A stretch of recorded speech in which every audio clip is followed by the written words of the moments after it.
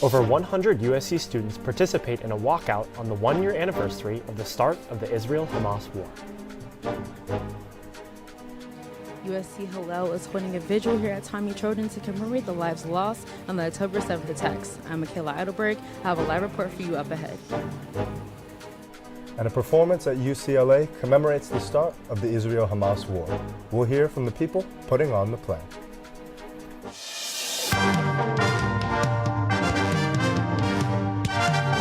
Annenberg TV News is next. You're looking live at Tommy Trojan, where a USC Hillel vigil started about 15 minutes ago.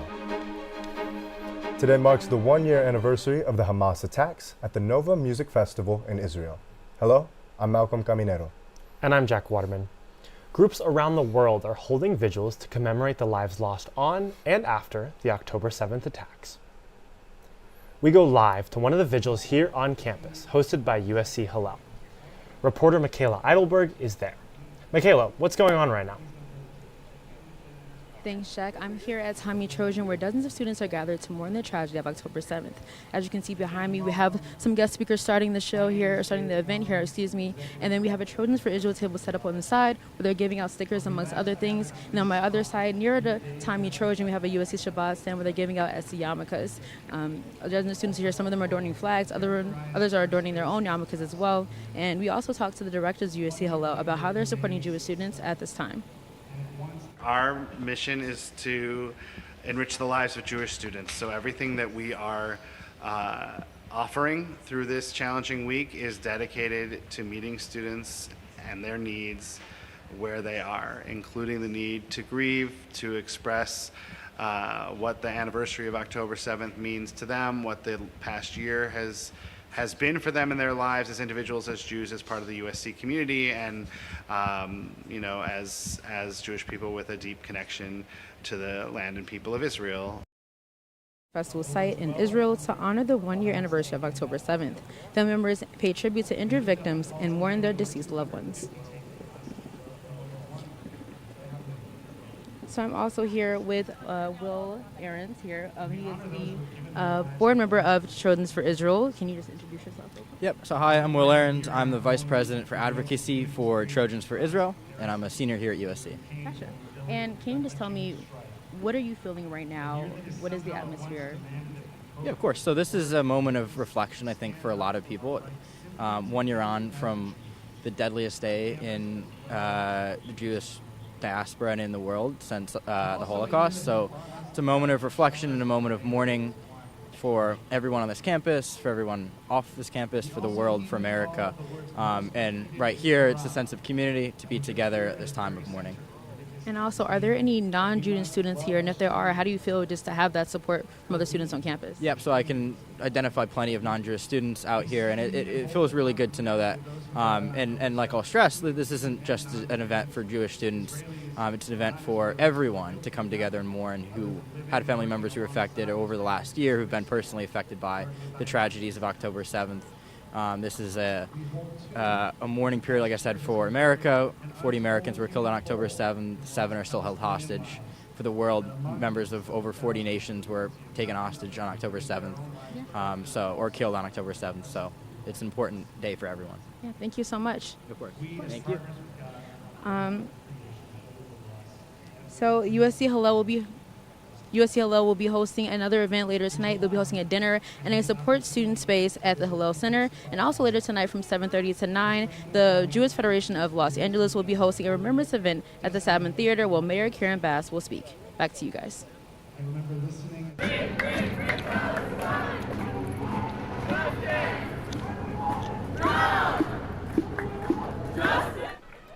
About 100 pro-Palestinian protesters gathered in front of the Jefferson entrance at Truesdale this morning. They made speeches and stopped traffic for a few minutes. Then they headed to the McClintock entrance, and DPS closed gates as the marchers approached. The group, organized by Students for Justice in Palestine, ended up back at the Truesdale entrance around 2 p.m. Here's what one walkout participant had to say, who requested to remain anonymous due to security and privacy concerns. It's the moral apathy of this country that we are struggling against. We're fighting against apartheid, we're fighting against colonialism, we're fighting against so many different struggles at once, and most of all, we're fighting for Palestinian life and liberation. And folks in the past year have seen multiple families slaughtered, just disappeared from this earth. Over 900 families, according to Democracy Now! So USC is the funder of the genocide that's happening there. So disclose, divest. The USC Students for Justice in Palestine are planning events throughout the week, including a walkout Wednesday afternoon. According to Israeli Defense Forces, Lebanon launched several projectiles into Israel. Witnesses saw missiles intercepted outside of Tel Aviv. Sirens sounded across Tel Aviv today after 5 projectile launches were identified. Some of the projectiles were intercepted, while others fell to open areas. The IDF is reviewing the situation. Israel increased its airstrikes in Lebanon, firing airstrikes into the suburbs of Beirut. The IDF says the attacks are on targets belonging to Hezbollah. The Israeli military confirmed it carried out 120 strikes in southern Lebanon within an hour. The Lebanese Ministry of Public Health says at least 10 firefighters were killed. This adds to the dozens of first responders who died in recent weeks. Since October 7th, 2023, at least 1,200 Israelis have been killed and at least 8,700 have been injured in the ongoing war, according to the Israeli Minister of Foreign Affairs. In Gaza, at least 41,800 Palestinians have been killed and at least 96,700 have been injured, according to the Hamas-run Gaza Ministry of Health. A year on from the beginnings of the war, tensions remain as high as ever, and people around the world and in Los Angeles are commemorating the anniversary and mourning the lives of those lost. Last night, the Museum of Tolerance hosted one of these remembrance events, holding a candlelight vigil. The event featured a candlelight vigil and music which overlap with the exact time the attacks started last year, at 8:29 p.m. in Los Angeles and 6:29 a.m. Israeli time. Here's what the director of the museum had to say about the event. A couple of our words that really came up for us, and that was remembrance, reflection, recognition, and resilience. Use a word like resilience. What does resilience look like? What does the next year look like? Because certainly this isn't, we're not reflecting on a conflict that's ended. We are still very much in the middle of conflict. And so what does that mean a year in? The museum will continue to host exhibits relating to the October 7th attacks, including a show on art therapy. If not now, an organization centered around freedom for both Israelis and Palestinians is holding a memorial gathering tonight on the anniversary of October 7th. Their most recent event, a sit-in at IPAC headquarters, was focused on calling for a ceasefire. It speaks to the movement's ongoing goal to both mourn the dead and fight for the living. Organizers and speakers alike are looking forward to continuing to spread their message at tonight's gathering. We're looking to be together in our grief in a space that won't politicize our grief or politicize our fears and kind of weaponize them to justify more violence. I keep coming back to a statement that the rabbis say, which is that do not attempt to comfort a person while his dead is still before him. And so I don't think we can actually mourn yet because people are still dying. And the first thing we have to do is stop the war and stop the violence. Tonight's event will be held at 6 p.m. at Grand Park in LA. All who hope to honor the lost lives of the conflict are welcome to attend. A play based on interviews with survivors of the Hamas terror attacks on Israel is opening tonight at UCLA Hillel. Hamas vehicles, they're barreling right towards us, guns and everything. Lali was hiding. And this one guy on a motorcycle, this terrorist, he was so close. I was staring him right in the eyes. Students have been rehearsing for tonight's West Coast debut of the UCLA Fowler Museum's Leonard Auditorium. There will be a Q&A with members of the cast and creative team after the 7 p.m. free performance. We talked to one of the journalists who interviewed the survivors. It's all in the words. It's all in the words of what the people said to us, and it doesn't need a filter of any kind. It doesn't need any explanation. It's actually all there, which is had been displaced because their homes have been destroyed. So they're in somebody else's house wearing someone else's clothes, and every one of them having lost somebody, maybe, and many of them lost many, many people. And, it was a sacred thing in a way. There was something very special, and it was a privilege that they allowed us to talk to them. The playwrights are trying to bring the show to other campuses, including some in the Northeast, as well as Ireland. On this emotional day, we talked with the Dean of Religious Life at USC. Varun Soni shared his thoughts on how students can take care of themselves and each other. What I recommend is for students to be close with each other, to be with the people they trust, to be with their friends who they, to be with their tribe, to be with their community, to go deep in their community, and to be okay with the fact that this might be an emotionally challenging time on campus. We're all containing a lot of different feelings, and that can feel overwhelming, but I want students to know that that's normal. Dean Soni also mentioned that at the Office of Religious Life, students can receive spiritual counseling representing every faith and tradition. They can talk about anything, and the conversation will remain confidential. Well, Vice President candidate Tim Walz is here in Los Angeles on a fundraising trip. See where he made stops. Early voting has officially started across the country. We take a look at the mail-in ballot process. And Florida residents are preparing for yet another hurricane. Hear from college students in the area when we come back.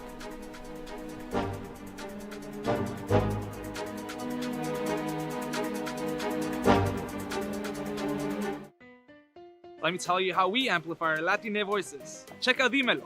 We have it all. Deportes. Entertainment. Noticias. ¿Qué tal? Soy Mariela Gómez y bienvenidos a Dime la Hora. Radio and podcasting. Comida y cultura. Digital social media. ¿A qué equipo le vas tú? LA Galaxy or LAFC? Dímelo is the only Latina-focused media outlet at USC. Dímelo. We have it all. Dímelo. We have it all.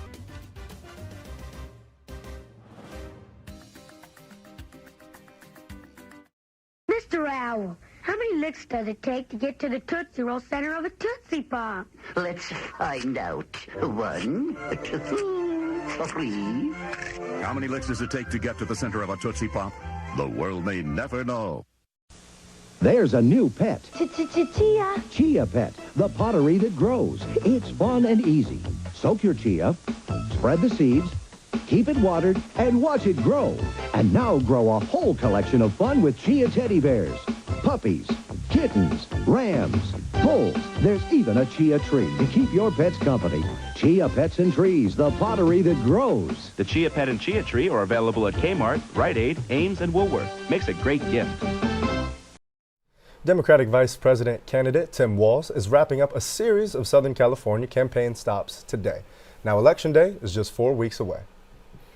Yesterday, he attended a couple fundraisers, first in San Diego, then worked his way up to Santa Barbara. The Minnesota governor began his LA visit today with a visit to the Nova exhibition, which remembers the events of October 7th. We tracked the amount of money raised in August by the Harris and Trump election teams. Harris and Walz are in the lead with $189.6 million, while Trump and Vance raised $44.5 million.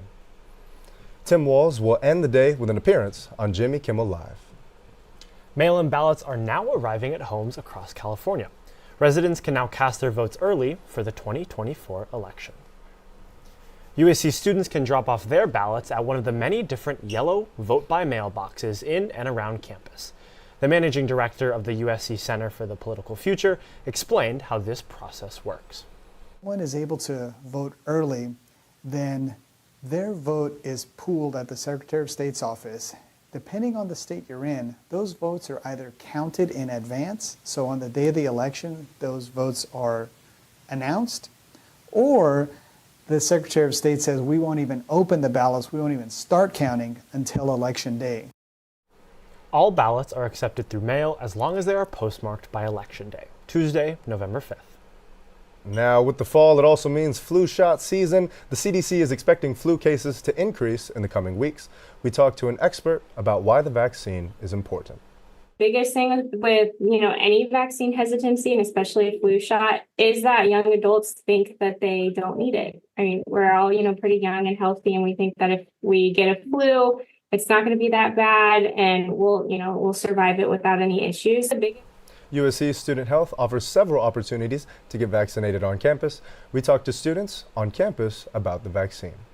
I wasn't planning on getting the flu shot, but now that I'm in college and surrounded by a whole bunch of people, I might start to get it now. I feel like I've seen a lot more people getting sick. I've been planning on it, but if I'm offered it, I'm like walking near CVS, they're like, hey, get a flu shot, it's free, I'll get it. It's just never really been a huge concern, but I'm kind of second guessing myself, saying it out loud, Students can get their flu shots on Tuesdays in the Village or any day at the Angman Plaza.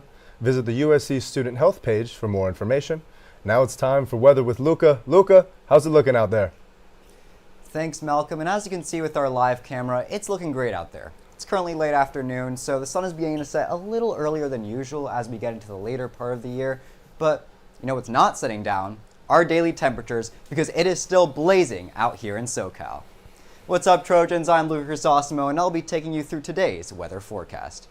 As we take a look at our current conditions, it is 73 degrees, sunny, 67% humidity. It's perfect weather, and this will continue for the rest of the week. As we look at our 7-day forecast, we are going to reach a high of 85 degrees on Wednesday. And while this does mark a little decrease from last week's temperatures in the 90s, that makes it perfect weather once again out here. So Trojans, it's not quite sweater weather just yet. But hold on, this weather report is not done yet, as we're turning our heads to the East Coast because Florida is on hurricane watch. Yes, you heard that right, and no, I'm not covering old news. Hurricane Helene has already done its damage, and cleanup is still far from over. But unfortunately for Floridians, Hurricane Milton is on its way. Here's Hurricane Milton's projected path of destruction. It's expected that the Gulf of Mexico's warm waters will enable the storm to remain a dangerous Category 5 hurricane when it approaches the Tampa area in just 2 days. It's expected to sweep right through Central Florida. And today, President Biden officially declared a state of emergency. I've never seen anything like this. I feel like it's totally unprecedented, especially to have two big hurricanes so close back to back. It's really scary. And I know all of my family and friends are evacuating from Tampa, which is a relief, but it's just scary because you don't know what they're going to go back to. As a former Central Florida resident myself, I've experienced both Hurricanes Irma and Matthew, both historically destructive storms. But this, two very strong hurricanes back to back, this is unparalleled. And thoughts and prayers go out to anyone that may be affected. And that concludes today's weather. Now to Ethan with more on sports. What is nobody talking about this week in sports? We'll break down those storylines and more. Women's volleyball is on a roll, and part of it is being driven by a special connection 3 years in the making. And it was another tough Big Ten weekend for Trojan football. See what Coach Lincoln Riley has to say about the road ahead.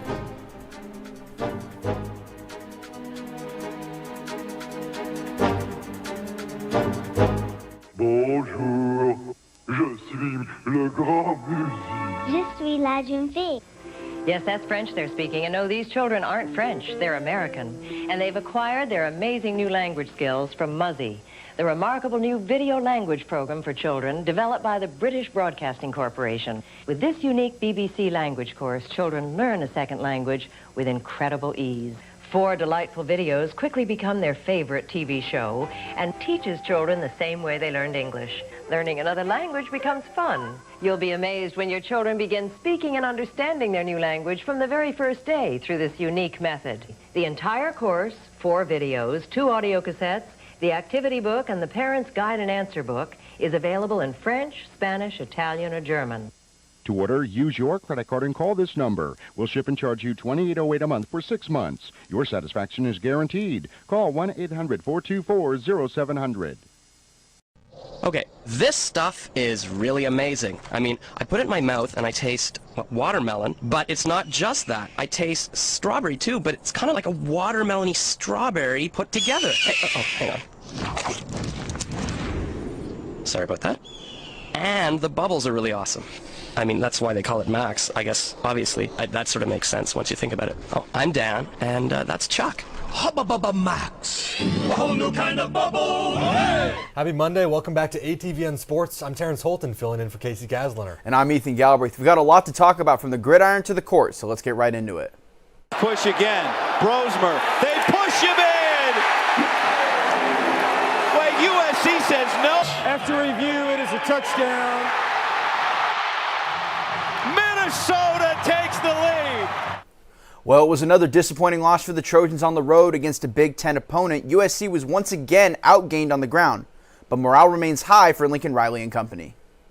That's the frustrating thing for our team right now. I mean, we're 2 plays away from probably being 5-0, but those plays happened, and we've had opportunities to win those games. And so we've put ourselves in those positions, which is hard to do on the road against quality teams.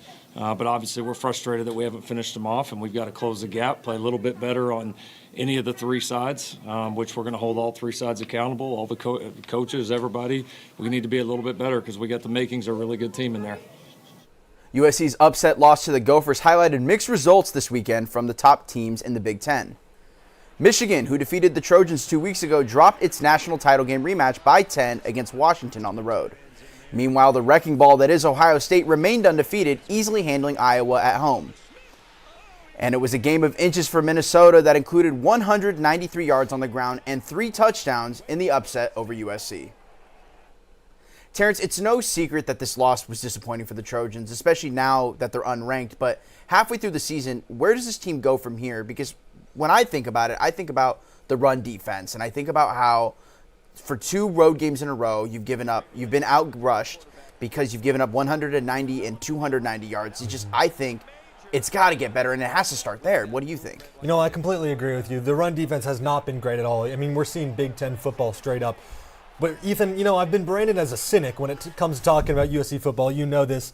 And that's going to stay that way. They are a bad team. Let's be honest. They're just not good. They shouldn't be ranked, and I'm really losing faith in Lincoln Riley. His ability to call plays is just not good. It's not worth the $100 million that USC paid for it. He's not a great coach, and I'm really losing faith in him. Well, if they're going to have to turn it around, that'll start this Saturday against Penn State. I don't really think it's going to happen, but I agree. The USC women's volleyball team came away with 2 major victories in the Big Ten this week, coming back against Michigan and routing top 15 ranked Minnesota. In a Thursday night thriller, USC pulled the reverse sweep on Michigan behind 20 kills from Allie Batenhorst. And unlike USC football, the Trojans volleyball team took care of business against Minnesota, knocking off the Golden Gophers 3-1. Mia Tuaninga spoke afterwards on the impact of this game. So many great stories that are in this program and on this team, but this is family right here. To be able to, we've been on this team for 3 years, and it's our first time really playing with each other. So it's just really nice to. You guys see the flags, you guys see us rep our culture, rep our family, rep our faith, and it's just really nice to have that, have a sister with me. So I just want to say that Taking a look at the Big Ten standings, USC is tied for second with Nebraska and Penn State still undefeated, while Minnesota dropped to number 14 in the poll. The schedule doesn't get any easier for the Trojans, as on Wednesday they take on number 11 Oregon on the road before coming back home for the crosstown showdown against UCLA. Now it's time for our weekly segment called Nobody's Talking About It, where we highlight a story that we believe needs more coverage. USC women's soccer's match against Ohio State has been moved to BMO Stadium. This will be just the second time the Trojans will play at BMO, and the first time the Trojans and Buckeyes are meeting as Big Ten opponents. The match will be free and open to the public next Thursday, October 17th at 6 p.m. For my story that nobody's talking about, USC's Miller Moss is taking a beating this season. And while it looks bad on screen, it's much worse on paper. Moss has been sacked or hit 22 times when he drops back and has been pressured 49 times. Both of those lead the Big Ten. Additionally, defenses get pressure on Moss faster than anyone else in the country. Despite poor protection, Miller Moss has still thrown for over 300 yards 2 times. If the Trojans have any hopes of turning the season around, the offensive line needs to clean it up. That's all for Monday's ATVN Sports. Now we're going to toss it over to Jack to see what's coming up next. Well, perk up your ears. We have a great interview coming up with an award-winning singer to close up our show. I love the sound of that.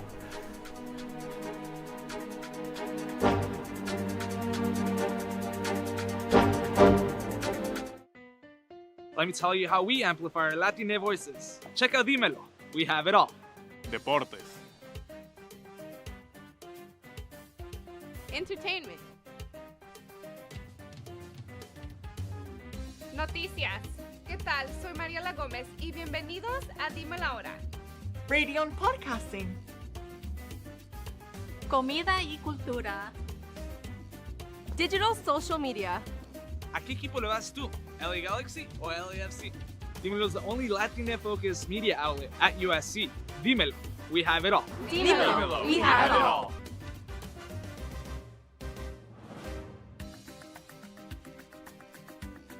Want quality name brand carpet for less? Call Empire and you can get quality carpet at the lowest price guaranteed.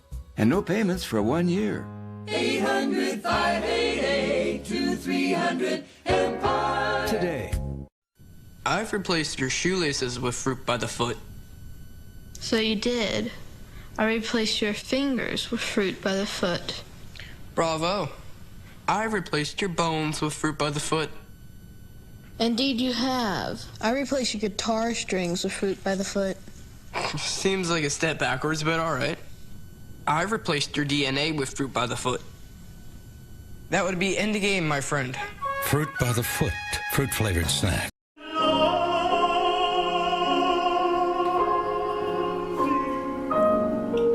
Emmanuel Yoke is vocal arts performance major at Thornton, making music education accessible to students in South LA. Last year, he received the Agent for Change Award at Premios Juventud, a Latin music award show.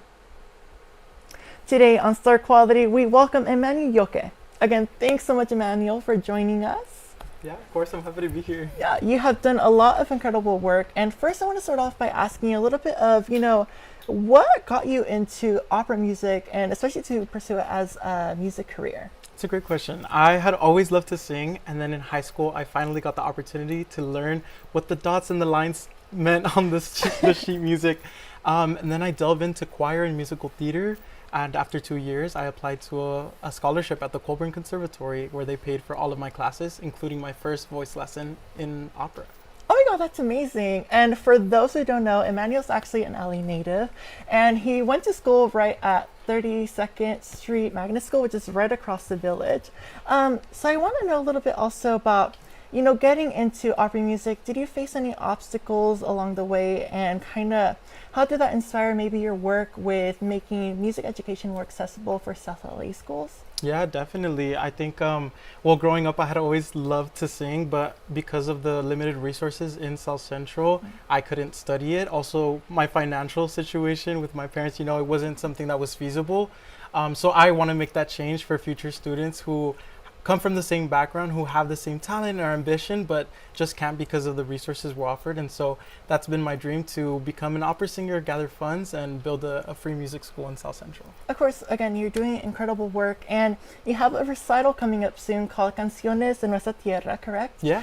So tell us a little bit about that, please. For sure. Canciones de Nuestra Tierra is part of my Young Artist project for my senior year at the Thornton School of Music as a voice major. And I wanted to present something that was both engaging the community, but also representing my cultural identity and singing songs that wouldn't traditionally be sung in a classical voice setting. Of course. Thank you so much, Emmanuel, for meeting with us and being here. You can make sure to catch Canciones de Nuestra Tierra on October 19th from 4 to 5 p.m. at McDonald Recital Hall. The event is free and open to the public for a night of Latin and classical music. Back to you at the desk. Thank you, Monica, and thank you for watching Annenberg TV News. From everyone at Annenberg Media, I'm Malcolm Caminero. And I'm Jack Waterman.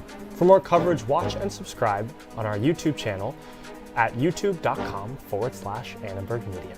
Good night.